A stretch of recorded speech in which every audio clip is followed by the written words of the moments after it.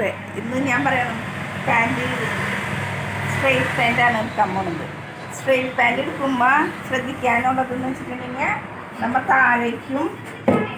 താഴേക്കും മേലേക്കും മടക്കാനുള്ളത് വേണം. ജെൻസ് മോഡലാണ് താഴേക്ക് നമ്മൾ അധികം ഇതെടുക്കില്ല. നമ്മൾ 2 ഇഞ്ച് മടക്കാനുള്ളത് 2 or 2.5 ഇഞ്ച് നമ്മൾ ഇവിടെ മടക്കാനുള്ളത് നമ്മൾ മാർക്ക് ചെയ്യുന്നു. 2 ഇഞ്ച് മടക്കാനുള്ളത് ഇവിടെ നിന്ന് ഇറക്കം നമ്മുടെ 37 ഇഞ്ചാണ് ഇറക്കം. അതിൽ മടക്കാനുള്ളത് നമ്മൾ ഒരു 2 ഇഞ്ച് 2.5 ഇഞ്ച് നമ്മൾ കണക്കാക്കി ഇവിടെ മടക്കാനുള്ളത് ഇവിടെ മാർക്ക് ചെയ്ത് കൊടുക്കുന്നുണ്ട്. ജെൻസ് പാൻറ് ടൈപ്പാണ് നമ്മൾ സ്ട്രൈറ്റ് പാൻറ് വെട്ടുക. അതാണ് വെട്ടണത്. അടിഭാഗത്ത് 3 ഇഞ്ച് വരേക്കും നമുക്ക് മടക്കാനായിട്ട് ഇടാം. അത് ഭംഗി കിട്ടും. ഇപ്പോൾ നമ്മളോട് ഈ പാൻറ് 2.5 ഇഞ്ചിൽ അത്രത്തോളം കട്ട് ചെയ്ത് മതി എന്ന് പറഞ്ഞിട്ടുണ്ട്. അതുകൊണ്ട് തന്നെ ഇതാണ് നമ്മൾ വരയിട്ടിരിക്കുന്നത്. ഒരു 2.5 ഇഞ്ചിലല്ലേ ടീച്ചർ 2.5 ഇഞ്ച് മടക്കാനുള്ള ഇട്ടിരിക്കുന്നു.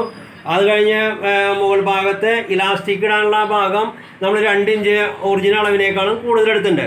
ഫ്രണ്ട് ഭാഗം വെട്ടിയതിന് ശേഷമാണ് നമ്മളിത് ബാക്ക് ഭാഗം വെട്ടുക കേട്ടോ. അരവണ്ണം കുട്ടിക്ക് 40 ഇഞ്ച് വരുന്നുണ്ട്. അപ്പം അതിൽ കൂടെ നമ്മൾ 2 ഇഞ്ച് ആഡ് ചെയ്തിട്ട് അപ്പം 42-ൻ്റെ 4 ഭാഗമാണ് നമ്മൾ ഇവിടെ മാർക്ക്. അപ്പം നമ്മൾ പറഞ്ഞ് അരവണ്ണത്തിൻ്റെ 4 ഭാഗം വരയ്ക്കും പറഞ്ഞു.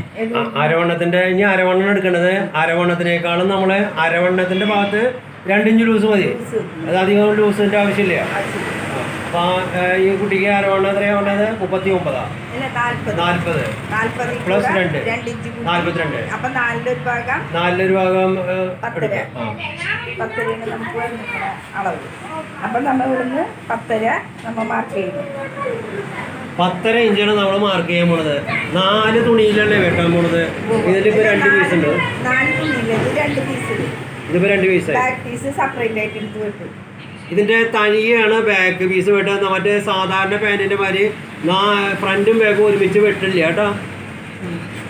ഇത് നമ്മൾ സീറ്റ് അളവ് വന്നിട്ട് സാധാരണ ഒറിജിനൽ അളവിൻ്റെ അവിടെ നിന്ന് ഒരു 14 ഇഞ്ച് വേണം. ഒറിജിനൽ അളവിൻ്റെ അവിടെ നിന്ന് 14 ഇഞ്ച്. 14 ഇഞ്ച് നമ്മൾ ഇങ്ങോട്ട് മാർക്ക് ചെയ്തിട്ട് എടുക്കാം.